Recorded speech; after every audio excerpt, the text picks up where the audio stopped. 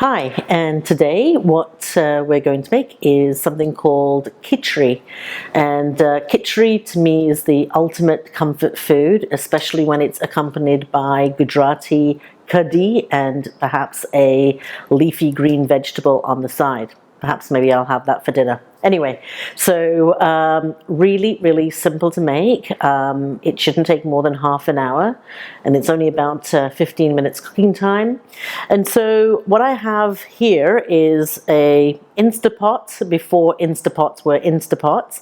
I actually picked this up probably more than 10 years ago at T&T, and it's essentially an electric pressure cooker. I love it. It's a bit large, but you know, often I have large family gatherings, so rather than fuss around with a little one and a big one, I just use this. So the recipe that I'm doing today is actually going to be good for 4 people, depending on, I guess, their appetite. And so let's get started, really. So you've got an insert here where we're going to put all of the ingredients, and then we'll just cover it up, set it, and let it do its thing.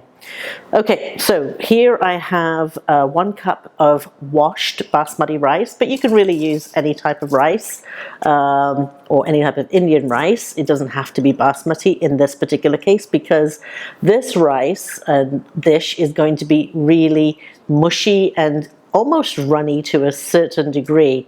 So that's 1 cup of washed basmati rice.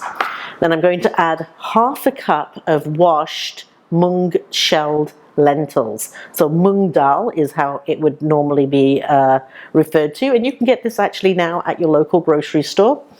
Any type of grocery store, it doesn't have to be an Indian grocery store. And let's empty that in there. Okay, now the way the recipe will be the ingredients will show up today is that to this, so the 1 cup of rice, we're going to add, normally when we make rice we add 2 cups of water. Because I want this to be super soft and runny, I'm going to add 3 cups of water for that 1 cup of rice.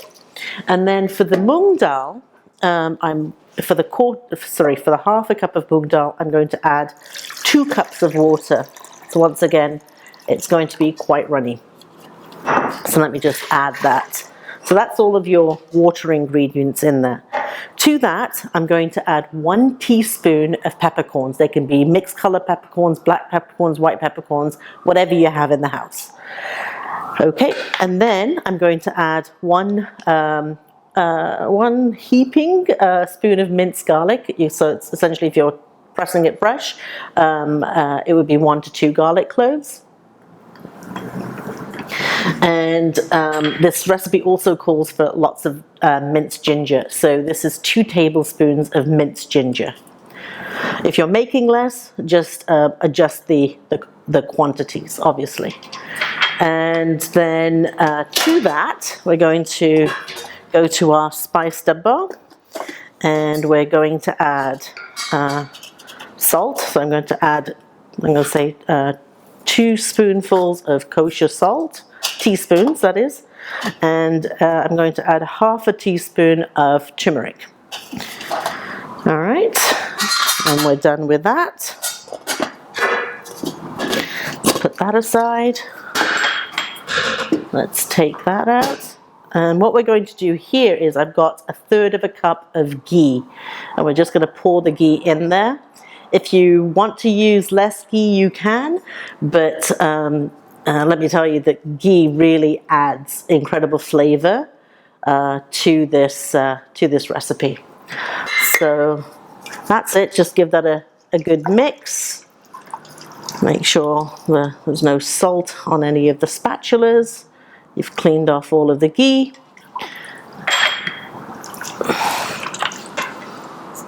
Just scrape down the sides like that. And then you're going to put the lid on. Oops, actually goes over here. Make sure it's on seal. We're going to press rice, and then I like to adjust it to 15 minutes. And which really means it'll cook for a little longer, because I like to have the steam naturally release. I don't like to rush things and try and open it in advance, and that gives it just its extra cooking time. So that's it. That's all you do, and I'll see you in about 20 minutes to half an hour when this will be done and ready to be opened. Talk to you soon. Okay, and so we're back. So the Khichree was, we put it in, if you recall, we put it on for 15 minutes. And then what we've done is we've let it rest for another 15 minutes after the timer went off. So let's see if there's any steam in here. There's still a bit of steam, but let's see if it actually gives. Let's see if that opens up for us. Oh, there we go. Slowly opening up with the steam released. Oh, there we go. And let's just put that aside. And oh, you'll see how moist this is when I take a piece of this out. So it's sort of like, it's very, very mushy, but that's exactly how you want your Khichree to be. You want it like, if you have, there I can see some of the, you want to take a close-up, you can see some of the grains of rice which are sort of more loose on top, but it's the bottom stuff that's really delicious. So I'm going to taste this on its own now, without any extra ghee. I know my parents, my dad especially, like to add a lot more ghee on top of that. So you see, you get a little surprise little peppercorn as well. So if you don't like the peppercorns, watch out for them. Otherwise, you know what, just eat it, and it's pretty good too. It'll just add a bit of extra heat in your mouth. So let's take a bite of this. Very gingery, garlicky, and buttery, and you know, it's got the right amount of salt. And what I am going to do is maybe just add a touch extra of ghee just right on top. Mix that up in there. And you know, now normally I would make a Gujarati style kadhi, so it's a yogurt soup, and pour that on top, and accompany this with a bit of leafy green vegetables, and you have that, and it makes for an incredible sort of comforting meal. It's stuff that when people come out of hospital, or they're sick, or they just need some extra comfort, that's what they eat. It would be kind of the equivalent of eating sort of a nice soft polenta, if you're Italian. I love making Khichree. It's so easy, and it's a, you know, an after work type of meal. You sort of put it into the Instapot or the electric cooker. You forget about it. You can actually also do it on stovetop, but you just have to be a bit more careful in terms of it boiling over, and be more mindful of it. This allows you to carry on. It's convenient, and do other stuff. And don't forget, one more point. If you find you want a bit of coolness to accompany the Khichree, you could also just put a dollop of yogurt right on top of it and eat it like that. So it's very versatile from that perspective. That's how my sister in England likes to have her Khichree as well. Anyway, enjoy.